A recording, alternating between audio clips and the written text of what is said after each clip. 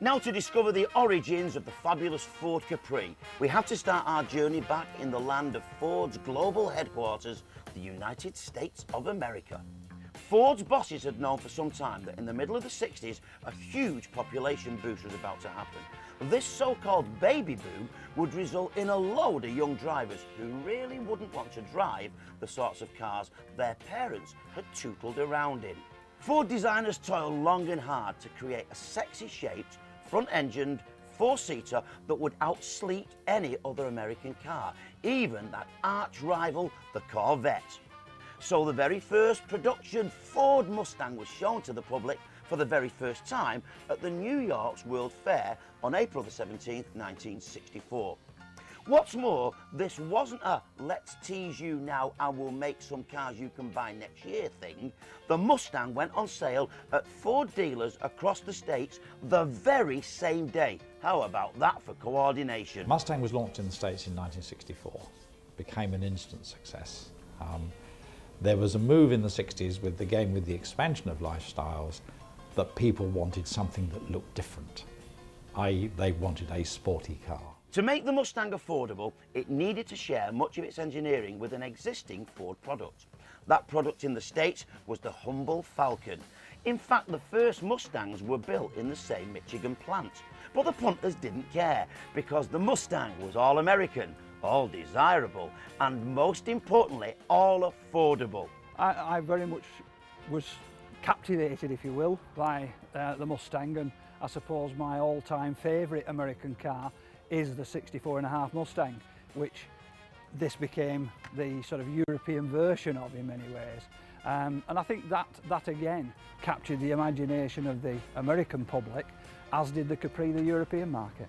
Ford had created an instant brand, calling it after a breed of horse and creating the "a steed for every need" advertising line, even showing the car racing away from a herd of Mustangs in their promotional films. This made every American think about the new Ford Mustang every time they saw a horse.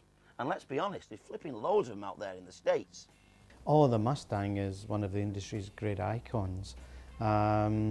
And it was such a success, a runaway success, that the powers that be in Ford of Europe at the time decided, well, if you took the basic concept of Mustang, could we make it work in the market over here?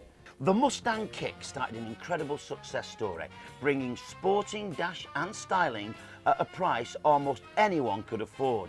These cars were simple, and yet they had timeless elegance and style. So what could Ford UK do to capture the hearts of the baby boomer drivers over here? These young drivers were not going to follow in the pipe and slippered footsteps of mum and dad and their oh so boring family runarounds. Before the Capri was launched in 1968, the sports car market tended to be open-top 2+2s, the likes of Triumph Spitfires, MGs, Austin Healey's, which in their own right are very superb vehicles, but it was a very limited market. There was obviously a gap that needed to be filled, so would Ford's formula of a sporty hatchback and a muscle car appeal to the UK market? Well, the Cortina had just been launched, and it seemed sensible to create a fastback sporty machine based on that. But why go to all that trouble? Why not save the hassle of redesigning and simply adapt the American Mustang's plans for the right-hand drive market? If Ford had brought the Mustang or tried to sell the Mustang in this country, I don't think really that it would have worked. The key to the Capri's success really was its cost. Affordability is a great option. What you had to appeal to was to people's aspirations, and it's all very well offering them their dream car, but if the dream car's still out with the reach, then it could end up backfiring on you. I don't think the Mustang would have worked in this country for the simple reason that it wouldn't have been able to have been marketed at the prices that the Capri could have been. Well, to be honest, I don't think anybody with the 5.5 litre engines and the price of petrol, I don't think it would have taken off, to tell you the truth. The secret was to meet their aspirations with a car that looked just as great as the one they wanted to have, say it was a Mustang, but in a package and at a price they could afford, and that was the secret of Capri. What do you see? Capri for me. Bodie and Doyle are driving down the street. They get respect from everyone they meet. It's a 3-liter baby and it looks so fine. Bodie and Doyle are gonna hit that line. What do you see? Capri for me. And so the Capri was designed from scratch for the European market. From the dusty archives, we uncovered this film of the Capri unveiled at a big car show in Belgium. Ford Belgium, market leader since 8 years, unveiled the Ford Capri. Of course, in those days, car launches were more of a crude affair, with some old bedsheet covering the world's first Capri. And the car wasn't even complete.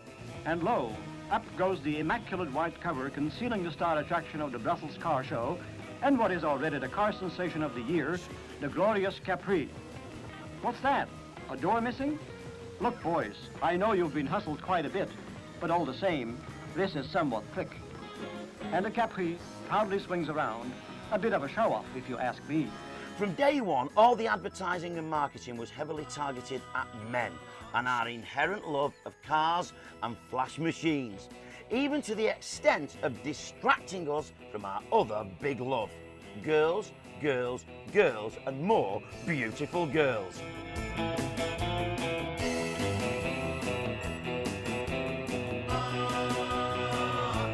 But these cars weren't all macho speed machines.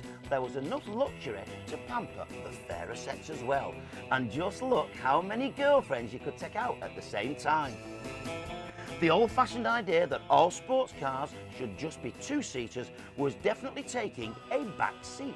The important thing about the Ford Capri is you can't see what's under the bonnet. So it may be a 1300 or a 1600 or a 2-litre or a 3-litre or a 2.8. It may be turboed, it may be anything.